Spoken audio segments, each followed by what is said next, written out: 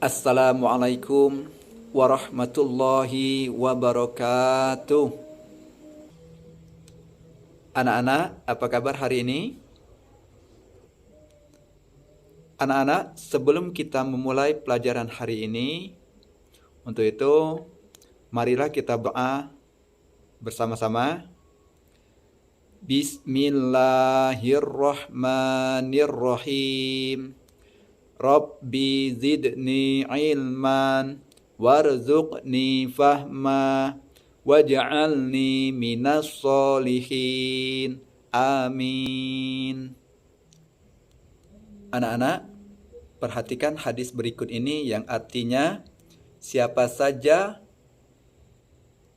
membaca satu huruf dari kitabullah, Al-Quran, maka dia akan mendapatkan satu kebaikan. Sedangkan satu kebaikan dilipatkan kepada 10 semisalnya. Aku tidak mengatakan alif, lam, mim, satu huruf. Akan tetapi alif, satu huruf, lam, satu huruf, mim, satu huruf. Hadis riwayat At-Tirmizi dari Abdullah ibnu Mas'ud.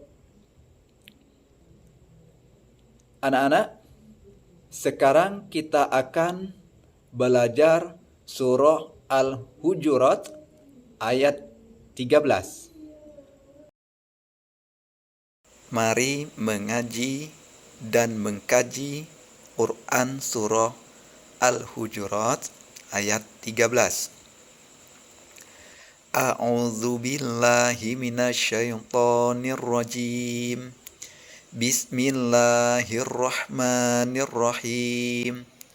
Ya ayyuhan nasu inna khalaqnakum min zakarin wa unsa waj'alnakum syu'uban wa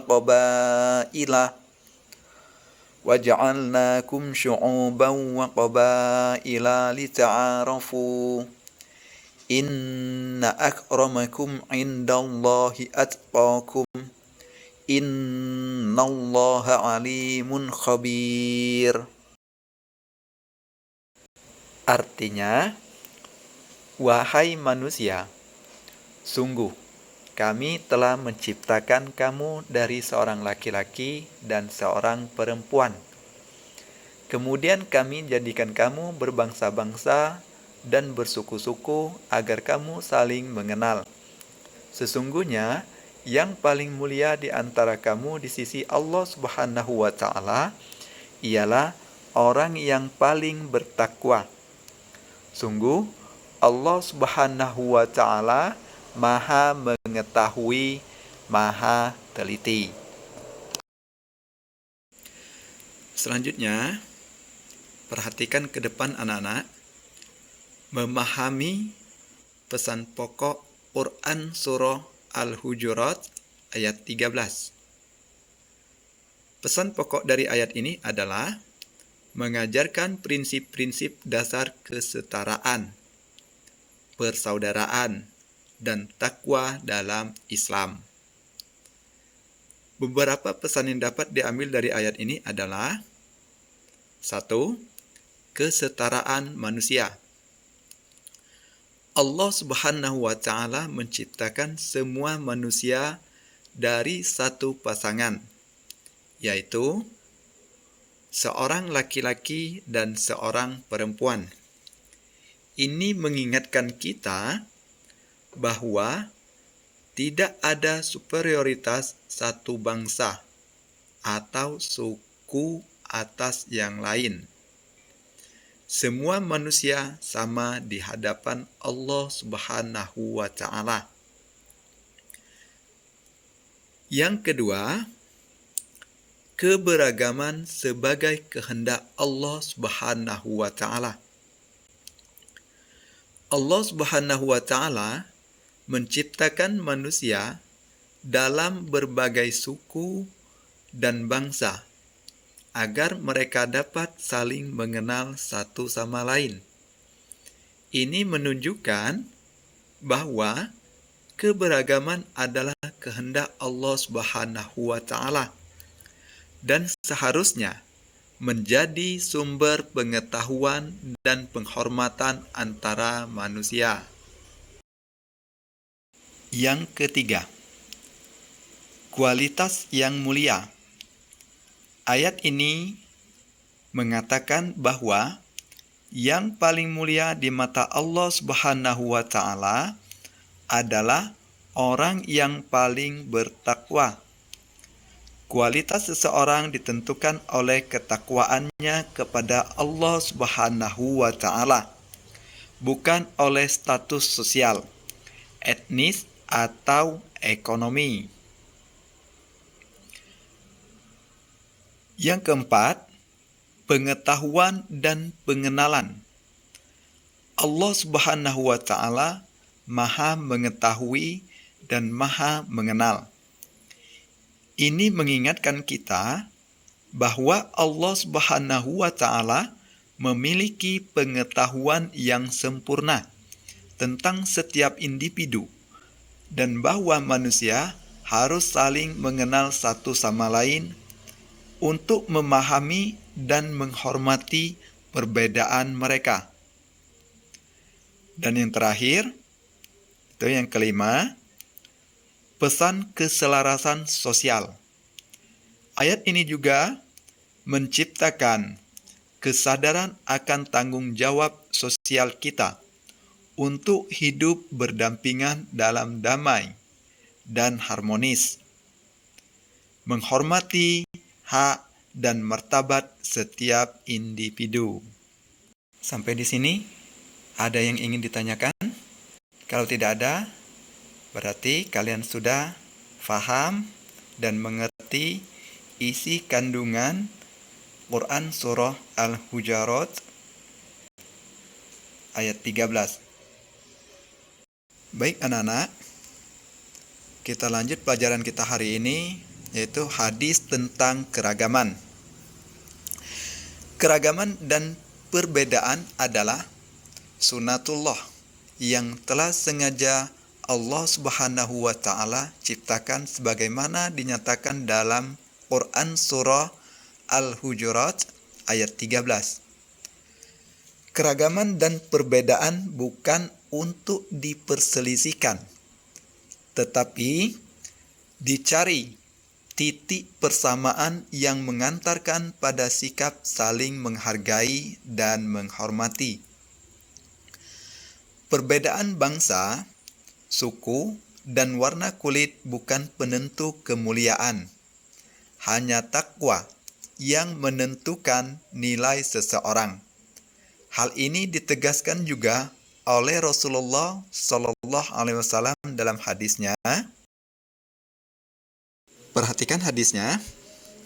Haddatsani man sami'a khutbata Rasulillahi sallallahu alaihi wasallam fi wasati ayyami tashriq. Faqala ya ayyuhan nasu ala inna rabbakum wahidun wa inna abakum wahidun. Alala fadla li arabiyyi ala ajamiyyi.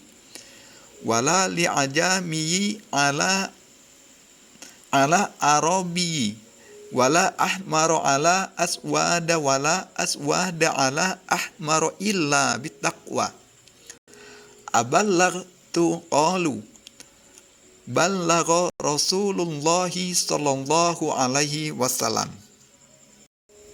Artinya, telah menceritakan kepadaku orang yang pernah mendengar khutbah Rasulullah Sallallahu Alaihi Wasallam di tengah-tengah hari tasyrik. Beliau bersabda, wahai sekalian manusia, Rabb kalian satu, dan ayah kalian satu. Maksudnya Nabi Adam alaihissalam. Ingatlah, tidak ada kelebihan bagi orang Arab atas orang Ajam, non-Arab, dan bagi orang Ajam atas orang Arab. Tidak ada kelebihan bagi orang berkulit merah atas orang berkulit hitam. Bagi orang berkulit hitam atas orang berkulit merah, kecuali dengan ketakwaan. "Apa aku sudah menyampaikan?" Mereka menjawab, "Iya benar, Rasulullah SAW telah menyampaikan." Hadis riwayat Ahmad dari Abu Nadroh. Selanjutnya, perhatikan isi pokok hadis tentang keragaman tersebut. Hadis tentang keragaman adalah hadis yang mengajarkan nilai-nilai persaudaraan, toleransi, dan penghargaan terhadap keberagaman dalam masyarakat. Hadis-hadis ini menekankan pentingnya menghormati dan bekerja sama dengan orang-orang dari berbagai latar belakang suku, budaya, dan agama. Hadis-hadis ini mengingatkan kita tentang pentingnya menjalin hubungan yang harmonis, menghormati keragaman, dan bekerja sama untuk tujuan kebaikan bersama. Mereka juga menegaskan nilai-nilai seperti persaudaraan, toleransi, kesetaraan, dan penghormatan terhadap hak-hak individu, yang merupakan prinsip-prinsip penting dalam Islam dan dalam masyarakat yang inklusif dan damai. Sampai di sini, apakah kalian sudah memahami isi pokok hadis tentang keragaman ini? Kalau ada yang ingin tanya, dipersilakan. Baik, kalau tidak ada yang ingin ditanyakan, kita tutup pelajaran kita hari ini dengan mengucapkan lafaz hamdalah. Alhamdulillahirabbil alamin. Akhirul kalam, wassalamualaikum warahmatullahi wabarakatuh.